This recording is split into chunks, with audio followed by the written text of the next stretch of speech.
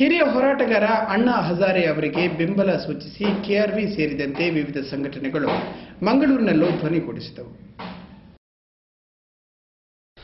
ಪರಿಣಾಮಕಾರಿ ಲೋಕಪಾಲ ಮಸೂದೆಯ ಕರಡು ರಚನೆಗೆ ಅಣ್ಣಾ ಹಜಾರೆ ಸಹಿತ ಪೌರ ಸಮಾಜದ 5 ಪ್ರತಿನಿಧಿಗಳು ಮತ್ತು 5 ಸಚಿವರನ್ನೊಳಗೊಂಡ ಸಮಿತಿ ರಚಿಸಲು ಶುಕ್ರವಾರ ಒಪ್ಪಿಕೊಂಡರೂ 72ರ ಹರೆಯದ ಗಾಂಧಿವಾದಿ ಶನಿವಾರ ಸಮಿತಿ ರಚನೆ ಕುರಿತು ಸರ್ಕಾರದ ಪ್ರಕಟಣೆ ಹೊರಬಿದ್ದ ಬಳಿಕವೇ ಬೆಳಿಗ್ಗೆ 10:30ಕ್ಕೆ ಉಪವಾಸ ಮುಷ್ಕರ ಅಂತ್ಯಗೊಳಿಸುವುದಾಗಿ ತಿಳಿಸಿದ್ದಾರೆ.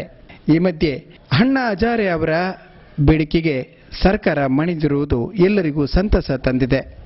ಜನ ಲೋಕಪಾಲ್ ಮಸೂದೆಯನ್ನು ಜಾರಿಗೆ ತರಬೇಕೆಂದು ಒತ್ತಾಯಿಸಿ ದೇಶದೆಲ್ಲೆಡೆ ವಿವಿಧ ಸಂಘಟನೆಗಳು ಅಣ್ಣಾ ಹಜಾರೆ ಅವರಿಗೆ ಬೆಂಬಲ ಸೂಚಿಸಿ ಕೆಲವೆಡೆ ಬೆಂಬಲ ಸಭೆ ಹಾಗೂ ಪ್ರತಿಭಟನಾ ಸಭೆಯನ್ನು ನಡೆಸಿತು.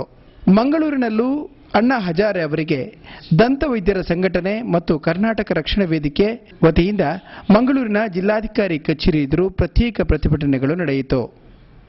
ಈ ವೇಳೆ ಅಣ್ಣಾ ಹಜಾರೆ ಅವರನ್ನು ಬೆಂಬಲಿಸಿ ಕರ್ನಾಟಕ ರಕ್ಷಣಾ ವೇದಿಕೆಯ ಕಾರ್ಯಕರ್ತರು ಘೋಷಣೆಗಳನ್ನು ಕೂಗಿದರು.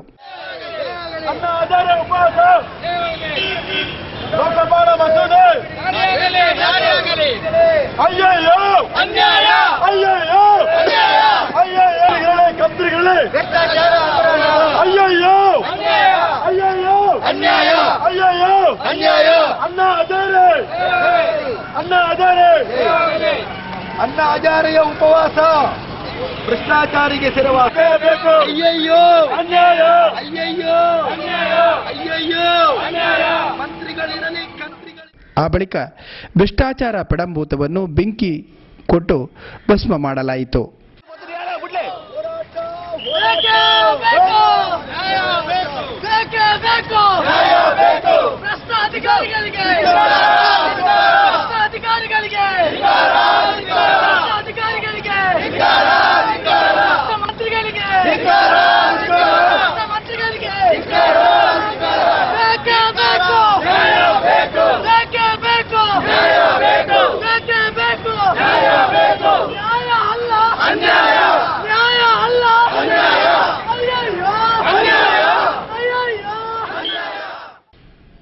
ಈ ವೇಳೆ ಮಾತನಾಡಿದ ಕರ್ನಾಟಕ ರಕ್ಷಣಾ ವೇದಿಕೆಯ ಮುಖ್ಯಸ್ಥರಾದ ಅಣ್ಣಯ್ಯ ಕುಲಾಲ್, ಅಣ್ಣಾ ಹಜಾರೆಯಂತಹ ಭ್ರಷ್ಟಾಚಾರ ವಿರೋಧಿಗೆ ನಾವು ಸದಾ ಬೆಂಬಲ ವ್ಯಕ್ತಪಡಿಸುವುದಾಗಿ ತಿಳಿಸಿದರು.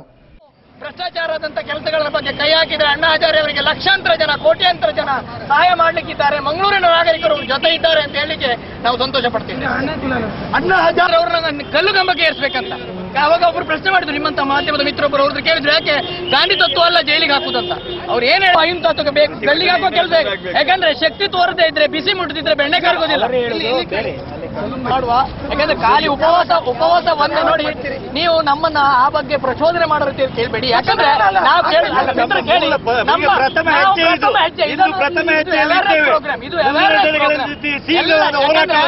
ನೋಡಿ, ಈಗ ಅಣ್ಣಾ ಹಜಾರೆ ಅವರು ಕರ್ನಾಟಕ ರಕ್ಷಣಾ ವೇದಿಕೆಯ ಮುಖ್ಯಸ್ಥರು ಡಾಕ್ಟರ್ ಮೋಹನ್ ದಾಸ್ ಭಂಡಾರಿ, ಡಾಕ್ಟರ್ ಶಿವಚರಣ್ ಶೆಟ್ಟಿ ಸೇರಿದಂತೆ ಅಪಾರ ಸಂಖ್ಯೆಯ ಕಾರ್ಯಕರ್ತರು ಈ ವೇಳೆ ಹಾಜರಿದ್ದರು.